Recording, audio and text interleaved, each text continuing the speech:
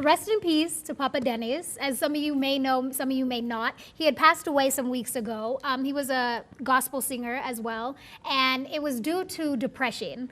And so this story that we're talking about was Jaguar, who was he was another artist who's talking about. He's telling artists to stop living above their means, basically. Like, don't put out a hit, get very famous with it, go out, buy a Jaguar, buy 5, get 3 wives, buy the big house. Because, invest, he's basically saying invest your money, know what tomorrow will bring, because that's essentially what happened with Papa Dennis, pretty much. You want to read that, Dana? Yeah. Being an artist pays, but you have to learn to plan for your future by making investments. The problem with us is that we struggle so hard to make a breakthrough, and once it comes, we want to move to Kileleshwa, buy a Range Rover, and have 3 wives. Have you ever seen Mama Mbogo / relocate to Kileleshwa just because she hit the jackpot? Yeah. I'm sorry, I thought that last line was right. Have you ever seen a Mama Mbogo ball out? No. No, but anyways, I thought this was a very important message to especially artists, because they think like money is just always going to come in and flow in, and it's going to come as quick as it did the first time. And no, that's not the case. So when they go out and they spend lavishly and they live this lifestyle that they know they can't afford, then when tomorrow comes and you're in debt, then you're depressed, and that's the main thing that brings on depression. It will be a lot money, like not having. I feel like the thing is, like, I feel like it's always easy to speak in the position that Jaguar is in, which is obviously wealthy. Like, also, doesn't he still hold a government position? So it's kind of like, shut up. I don't know how else to say it. I'm just kind of like, because the thing is, it's like you hold a government position, your side hustle to me is an artist. Like, you say it pays kind of thing, but it's like you chose very different avenues to get this money from. I don't necessarily know what your family background is. 9 times out of 10, you were probably wealthy. But no, it's like I don't agree with that, only because I know he's from a struggle background. I just feel like he's when you're cleaned bathroom floors, when you're done all of that. already up there. First of all, he cleaned them in America, though. His family did get him all the way to the U.S. So he might have had to hustle at one point in his life, but he hustled in a whole different, like, big Western country. Is that Jaguar? That's not Jaguar. Yeah, it is. Yeah, It's it Jaguar. is. Yeah. Oh, okay.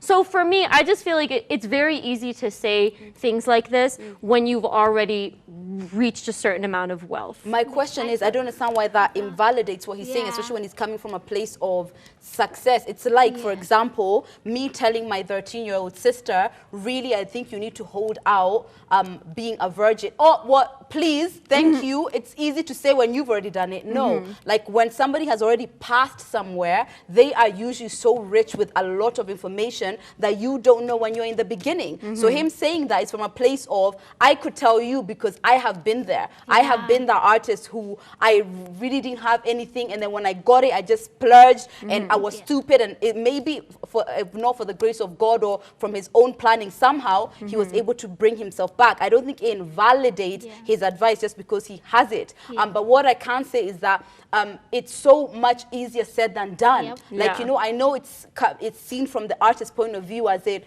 wow, how stupid are you? You're always squandering your wealth and blah, blah, blah. But I really see it from a place of, can you imagine not having water for 3 days? When you drink it, you don't drink it like there's going to be more tomorrow. You over-consume in that moment because you're coming from this desperate need for it. You know what I mean? I feel like a great place for maybe artists to start from is from a place of who do you have in your team? Because even when you are not thinking about money and you are not thinking about, when you're the one who's thinking about balling out and stuff like that, you want to have someone in your team who's able to bring you back. I think that's what artists most of the time don't have.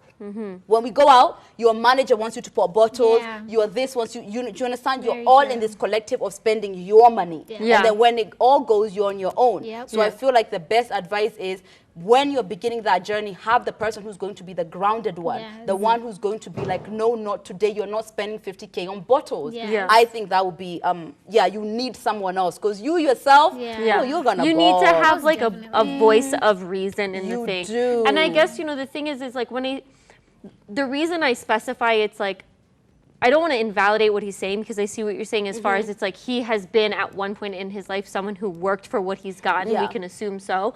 But it's like, when you worked for it, that was a very different time. And also, when you worked for it, it was like you had different things, you have a very different setup kind of thing.